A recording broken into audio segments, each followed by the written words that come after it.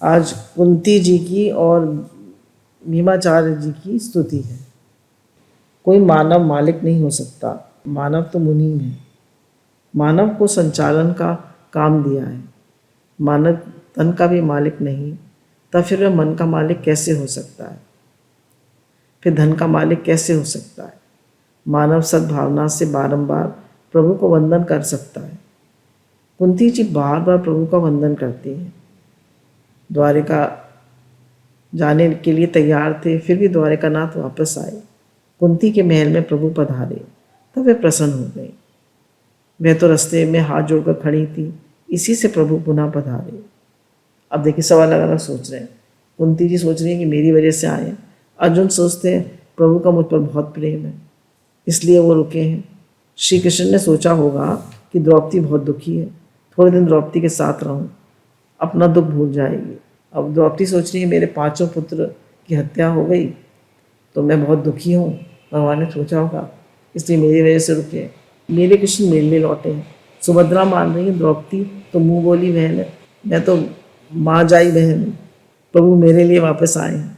परंतु भगवान लौकिक संबंध को बहुत महत्व नहीं देते। भगवान लौकिक संबंध को महत्व नहीं देते। परमात्मा प्रेम संबंध को ही मानते हैं, मतलब खून के संबंध को ज़्यादा महत्व देते हैं। लौकिक संबंध को, प्रेम के संबंध को महत्व कम देते हैं। परमात्मा प्रेम संबंध को ही मानते हैं, सबसे ऊंची प्रेम सगाई। भीष्म पितामह का प्रेम भी अति दिव्य था। प्रभु तो उनके मरण को सुधारने के लिए लौटे थे। भीष्म पितामह को सदगति का दान। गंगा तट पर वाण शैया पर सोए भीष्म पितामह श्री कृष्ण दर्शन के लिए तड़प रहे थे। सोच रहे थे मुझसे प्रभु ने कहा है अंतकाल पर आऊंगा, पर वे अभी तक नहीं पधारे। परमात्मा को मनाइए कि अंतकाल पर मुझे लेने आइए। क्या करना है हमें? भगवान को मनाना है कि अंतकाल में मुझे लेने आइए। संतों का मरण मंगलमय होता है, संतों का जन्म हमारे जैसा साधारण होता है, पर निरंतर भक्ति से उनका मरण मंगलमय होता है। इससे संत का जन्म दिवस नहीं मनाया जाता, संत का जन्म दिवस नहीं मनाया जाता, उनका मरण दिवस मनाया जाता है। संतों का मरण दिवस अर्थात पुण्यतिथि मनाई जाती है। ठाकुर जी जिस दिन प्रकट होते हैं उस दिन उत्सव होता है और संतों की पुण्यतिथि मनाई जाती है। ठाकुर जी का जन्माष्टमी मनाई जाती है, पर संतों की वो पुण्यतिथि मनाई जाती है। गंगा तट है, बड़े बड़े ऋषि भीष्म पितामह के चारों ओर बैठे हैं। व्यास जी तथा नारद जी पधारे हैं, परशुराम भगवान आए हैं। ये महापुरुष प्रभु के धाम में कैसे जाते हैं यही देखने सब आए हैं। भीष्म पितामह ऐसे समर्थ हैं कि युद्ध में जब गिर पड़े तब काल उन्हें लेने आया था। जब युद्ध में गिर पड़े थे भीष्म पितामह तब काल लेने आया था। उन्होंने काल से कह दिया अभी यहाँ से चला जा। उन्हें इच्छा मृत्यु का वरदान था ना, अभी मुझे नहीं जाना, मैं तुम्हारे अधीन नहीं हूँ, मैं परमात्मा के अधीन हूँ। भगवान द्वारिकानाथ मुझे लेने आएंगे। जिन्होंने काम पर विजय पा ली है वे काल पर भी विजय पा सकते हैं। देखिए, भगवान ने कहा काम और क्रोध के वेग को जो सहन करने में समर्थ है वही मोक्ष के योग है। तो कह रहे हैं जिन्होंने काम पर विजय पा ली है, जो मन जीते जग जीते, तो वो काल पर ही विजय पा लेते, मृत्यु पर ही विजय पा लेते। उन्हें पता चल जाता है हमारा अंतिम समय आ रहा है और वो भगवान के स्मरण में लग जाते हैं, उन्हें आभास हो जाता है। जो निरंतर भक्ति करते हैं वे काम पर विजय पा लेते हैं। भीष्म पितामह बाल ब्रह्मचारी हैं, उन्होंने काल को वापस भेज दिया है। भीष्म पितामह परमात्मा की राह देख रहे हैं। गंगा तट पर अनेक संत आए हैं पर प्रभु नहीं पधारे। भीष्म पितामह कहते हैं मुझे द्वारिकानाथ के दर्शन करते हुए प्राण छोड़ने हैं। श्री कृष्ण दर्शन के लिए प्राण तड़प रहे हैं। अब देखिए, सोचिए, वो वानों की शैया पे लेटे, हमें एक कांटा चुभ जाए हम कितने परेशान हो जाते हैं, हमारे एक दांत में दर्द हो जाए, कान में दर्द हो जाए, हम कितने परेशान हो जाते हैं। पर उनके उस कांटों की शैया पर लेटे और फिर भी भगवान का स्मरण कर रहे हैं। वहाँ तो सारा मन दर्द में चला जाता है और वो प्रभु का स्मरण कर रहे हैं वाणों की शैया पर। कितने महान उनका व्यक्तित्व है। भीष्म पितामह का प्रेम बढ़ गया है कि उनके प्रति स्वयं परमात्मा में आकर्षण जागा। प्रभु ने मन ही मन सोचा मुझे भीष्म के पास जाना है। भीष्म पितामह के दर्शन देने के लिए प्रभु द्वारिका जाने से रुककर हस्तिनापुर ठहर गए। अब कुंती सोची मेरे लिए रुके, द्रौपदी सोच रही मेरे लिए रुके, अर्जुन सोच रहे मेरे लिए रुके, सुभद्रा सोच रही मेरे लिए रुके। अब भगवान किसके लिए रुके? भीष्म पितामह। भीष्म पितामह को दर्शन देने के लिए प्रभु द्वारिका जाने से रुककर हस्तिनापुर ठहर गए। युद्ध करने से पहले अर्जुन को जैसा अनुभव हुआ वैसा अनुभव राज प्राप्ति के बाद धर्मराज को हुआ। अर्जुन को ये हुआ ना कि मुझे इतने लोगों को नहीं मारना, मैं इतना अपने सब भाइयों को और सब गुरुजनों को मार के मुझे ये राज नहीं चाहिए। अर्जुन ने युद्ध से पहले सोचा, अब धर्मराज को अब हो रहा है, राज मिल गया, सब कुछ मिल गया, अब वो कह रहे मुझे ऐसे खून से रंगा हुआ राज नहीं चाहिए, मैं क्या करूँगा इस राज का। धर्मराज का मन शोक से भर गया है। सगे संबंधियों के संहार से प्राप्त उस राज का क्या करना। प्रभु ने कहा, बड़े भाई आप दादाजी से पूछिए, भीष्म पितामह महान ज्ञानी हैं, उनकी सलाह लीजिए। श्री कृष्ण की इच्छा थी कि भीष्माचार्य मृत्यु से पहले अपना ज्ञान युधिष्ठिर को दे जाए। पांचों पांडवों के साथ गंगा तट पर भीष्म पितामह जहाँ विराजे थे वहीं प्रभु पधारे। भीष्म जी परमात्मा का कीर्तन करते रहे। श्री कृष्ण को देखकर उन्हें अति आनंद हुआ। श्री कृष्णो दर्शन मांगता। दादाजी के चरणों में धर्मराज वंदन करते हैं। धर्मराज को देखकर पितामह की आंखें भर आती हैं।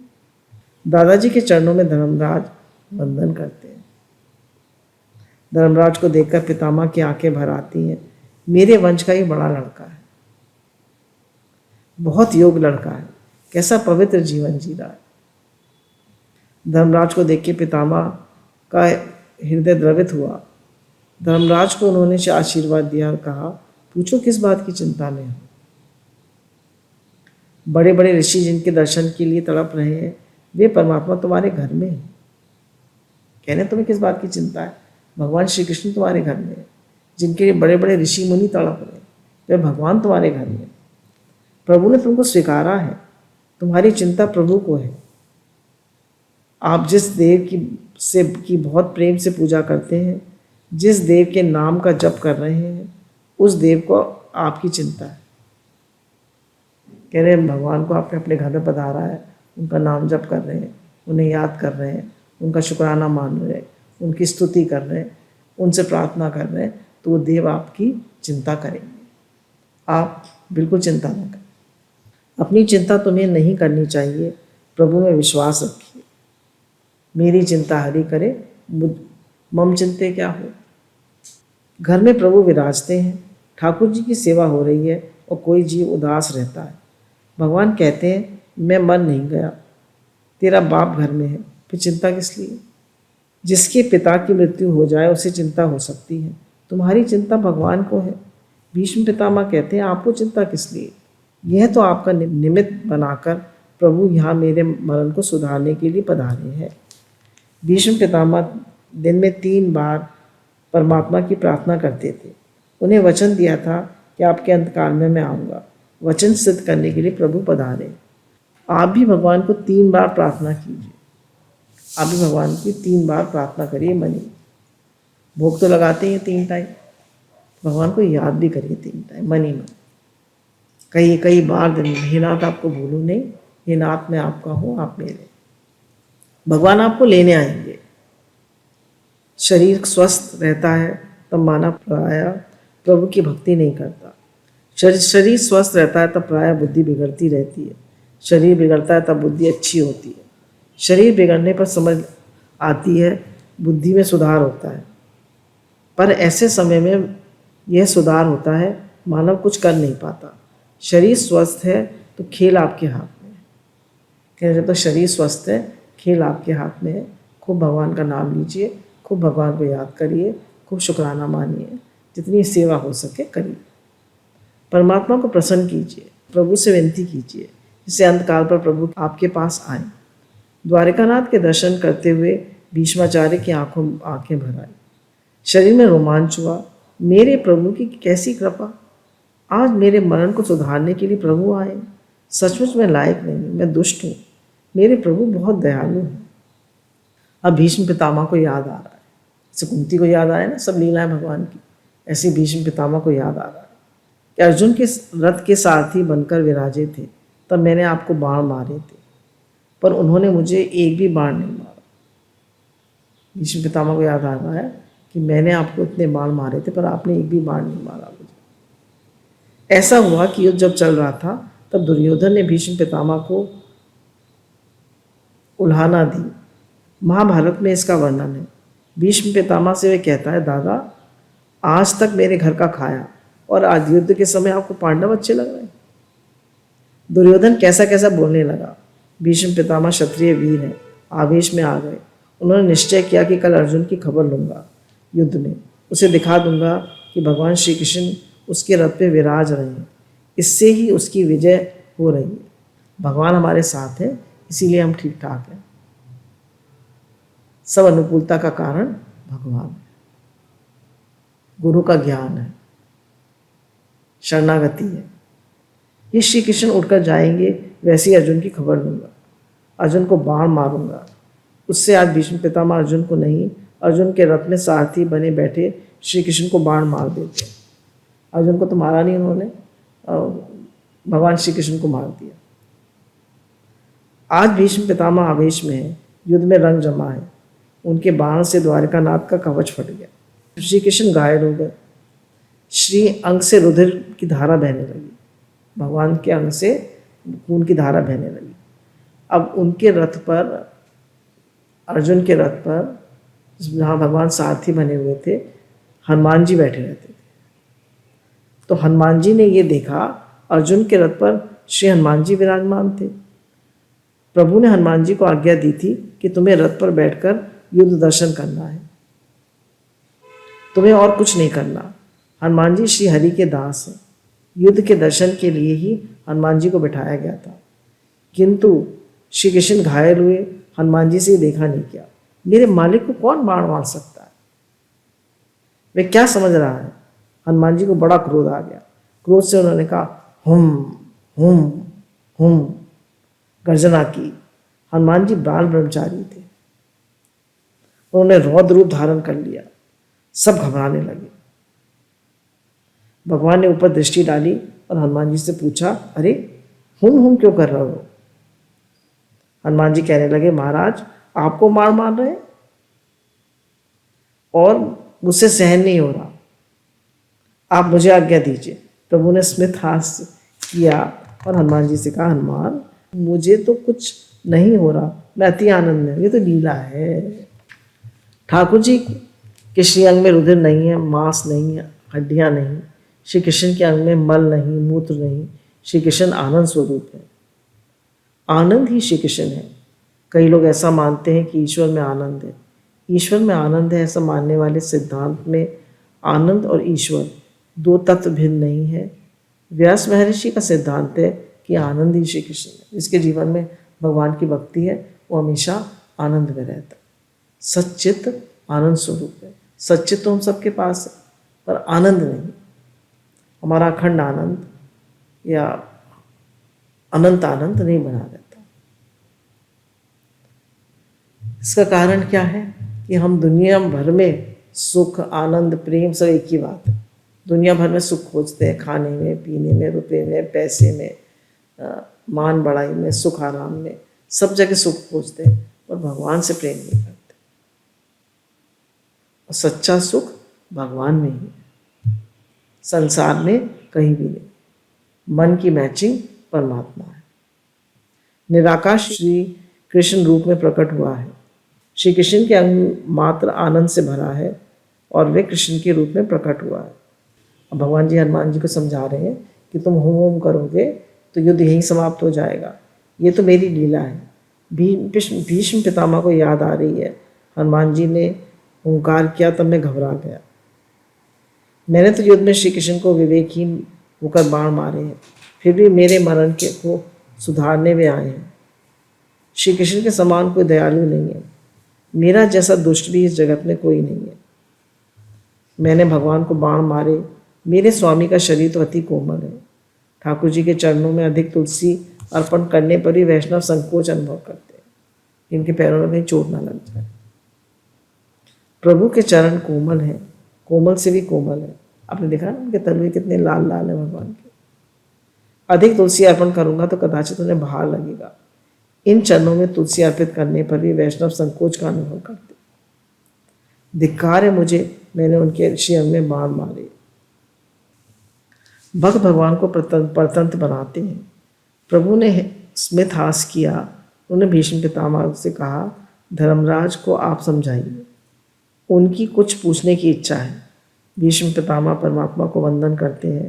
वे कहते हैं, धर्मराज को कुछ पूछना हो भले ही पूछ ले, पर मेरे मन में एक शंका है, वह मैं किससे पूछने जाऊं? मुझे भी आपसे कुछ पूछना है। भीष्म पितामह की ऐसी ख्याति थी कि उनके समान ज्ञानी पुरुष जगत में कोई नहीं है और न होगा। इससे सबको आश्चर्य हुआ कि ऐसे महान ज्ञानी को क्या पूछना होगा। प्रभु ने स्मित हास किया और कहा, दादाजी आपको कुछ पूछना है तो पूछिए।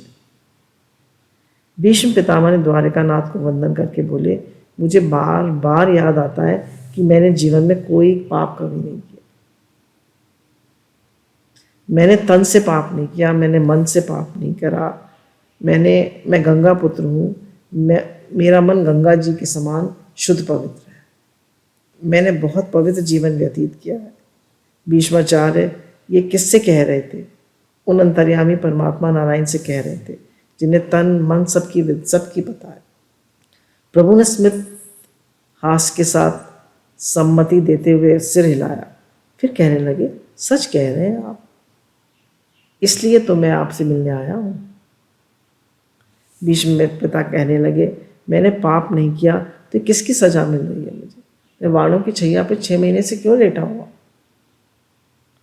दुख पाप का फल है, मैंने पाप नहीं किया।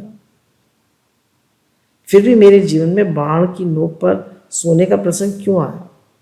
ऐसा क्यों? मैं आपका ध्यान कर रहा हूँ, आपका स्मरण कर रहा हूँ, फिर भी मुझे बहुत वेदना हुई।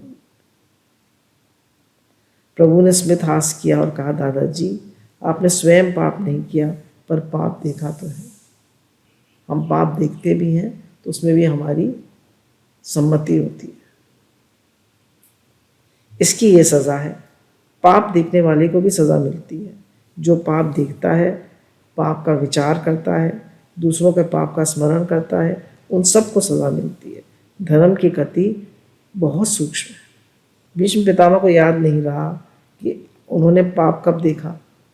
प्रभु ने कहा, दादाजी आप भूल गए होंगे, सबकी बातें मैं याद रखता हूँ। दुशासन द्रौपदी को सभा में घसीटते हुए ले आया। आप सभा में बैठे थे। दुर्योधन और दुशासन तो मूर्ख थे, पर आप तो बुद्धिमान थे। पर सभा में मैं भी आया था। उस सभा में प्रभु ने द्रौपदी को सुंदर साड़ियां पहनाई थी। अकेली द्रौपदी को भी प्रभु ने दर्शन दिए थे। वह सोच रही थी, मेरे लिए प्रभु दौड़कर आए। सभा में भीष्म द्रोणाचार्य जैसे गुरु बैठे थे, किंतु किसी को प्रभु के दर्शन नहीं हुए। आज प्रभु ने भीष्म पितामह को उल्हाना दी। एक महान पतिव्रता आर्य नारी, आपके घर की पुत्र वधू, जिसके ऊपर भारी सभा में अन्याय हो रहा था, आप जैसे ज्ञानी पुरुष बैठ के देखते रहे। आपने पाप नहीं किया, ये बात सच है, पर आपने पाप देखा है, इसकी ये सज़ा मिली है। आपने उसको निर्वस्त्र होते हुए देखा। प्रभु ने दरबार में अन्याय नहीं, जीव के घर में भले ही अन्याय होता रहे, किंतु परमात्मा के अंधेर नहीं है, देर मात्र है। मानव निष्ठुर होकर सजा देता है, मानव के घर में दया नहीं। भगवान सजा देते हैं, पर दया भाव के साथ सजा देते हैं। परमात्मा तो दया की मूर्ति है। भीष्म पितामह ने कबूल किया और आपने सच कहा।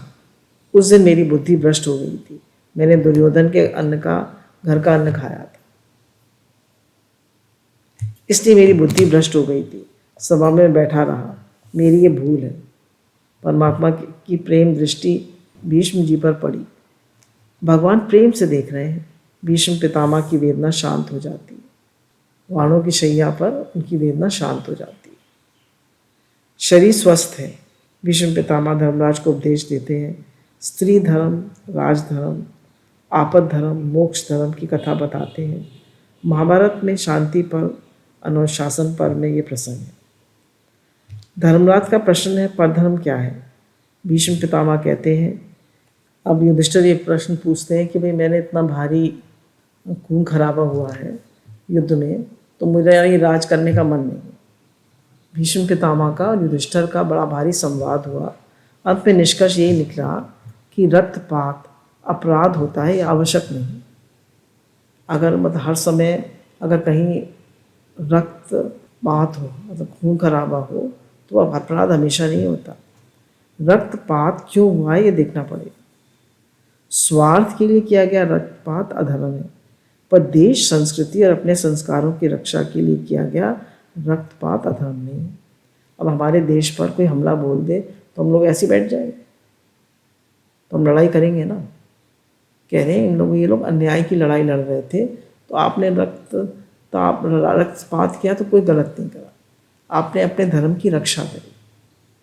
तो अगर कोई अधर्म कर रहा है और हम पर गोली मारने चला आया, तो हम भी तो अपनी रक्षा करेंगे।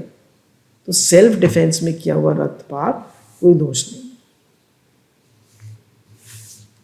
अपने देश पर कोई आक्रमण कर दे तो वह रक्तपात करना ही पड़ेगा। वो रक्तपात धर्म होगा, अधर्म नहीं। जब ये बात युधिष्ठिर की समझ में आ गई तब उन्होंने राज स्वीकार कर लिया। उत्तरायण का भी आरंभ हो चुका था। भीष्म पितामह दावे के साथ भगवान से कहते हैं, भगवान, जन्म के समय जैसी मेरी निर्मल बुद्धि थी, आपने मुझे प्रदान की थी, वैसे ही निर्मल बुद्धि आज मैं शरीर छोड़ते हुए आपके चरणों में समर्पित करता हूँ। ज्यों की त्यों धर दीनी चढ़िया। जैसी निर्मल बुद्धि, जैसा निर्मल मन आपने मुझे जन्म के समय दिया था, वैसे ही निर्मल मन मैं आपको अर्पण कर रहा हूँ। ये हम में से कोई इस बात को दावे के साथ कह सकता है जो भीष्म पितामह कह रहे हैं? फिर भीष्म पितामह कहते हैं, तुम्हारी महाभारत के युद्ध के समय की एक बात वो सोचकर मुझे हंसी आ रही है। बचपन में तुम्हें चोरी करते थे, वो तो ठीक था, सभी करते हैं, पर महाभारत के युद्ध में लगभग 100 वर्ष के होकर भी तुम चोरी करते थे। श्री कृष्ण पूछते हैं, मैंने कौन सी चोरी की? भीष्म पितामह बोले, मैं देखता था जब अर्जुन किसी योद्धा से युद्ध करते समय हारने लगता था, तब तुम अपने श्रीमुख पर इतना अनुपम सौंदर्य प्रकट कर लेते थे कि सामने वाला योद्धा अर्जुन को छोड़कर तुम्हें देखने लग जाता था। तब अर्जुन आराम से उसे मार देता था। तो कन्हैया, तुम्हारी ये चोरी नहीं है? इस चोरी को मैंने देखा है कन्हैया। तभी मैंने प्रतिज्ञा की थी कि जो कन्हैया चोरी चोरी अपने भक्तों की रक्षा करता है, उसके भक्त वात्सल्य को मैं प्रकट करके रहूंगा। भीष्म पितामह ने अपने अभिमान में प्रतिज्ञा नहीं की थी, वरन भगवान की भक्त वात्सल्य प्रकट करने के लिए की थी। जब भीष्म पितामह अर्जुन के कवच को भेद दिया था, तो श्री कृष्ण इतने बेचैन हो गए कि टूटे हुए रथ का पहिया लेकर भीष्म पितामह को मारने के लिए भागे थे। भीष्म पितामह ने धनुष बाण रख दिया।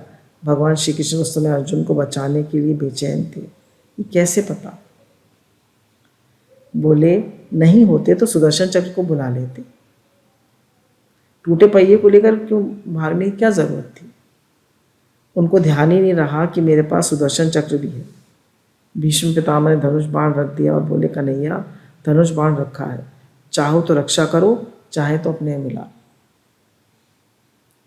ये जीवन था भीष्म पितामह का। आगे भीष्म पितामह कहते हैं, तत्व दृष्टि से जो तुम हो वही मैं हूँ, भेद की संपत्ति हो गई, भेद की समाप्ति हो गई। इतना कहते कहते उनके प्राण आत्मा से एक हो गए। एक क्षण के लिए सारा राज्य मौन हो गया। उनका अंतिम संस्कार किया गया। युधिष्ठिर को राजा बनाया गया। बड़े करुण क्रंदन के साथ भगवान को विदा किया गया। द्वारका को पहुंचते हैं भगवान। वहाँ की प्रजा शिकायत करती है, आप इतने दिन के लिए क्यों चले गए थे? सबसे पहले भगवान अपने माता पिता से मिले, इसके बाद रानियों के महलों में गए और प्रेम पूर्वक रहने लगे। बोलिए सच्चिदानंद भगवान की जय, द्वारिकाधीश भगवान की जय। हमारे सच्चिदानंद भगवान की जय, गुरु भगवान की जय। जय जय श्री राधे श्याम।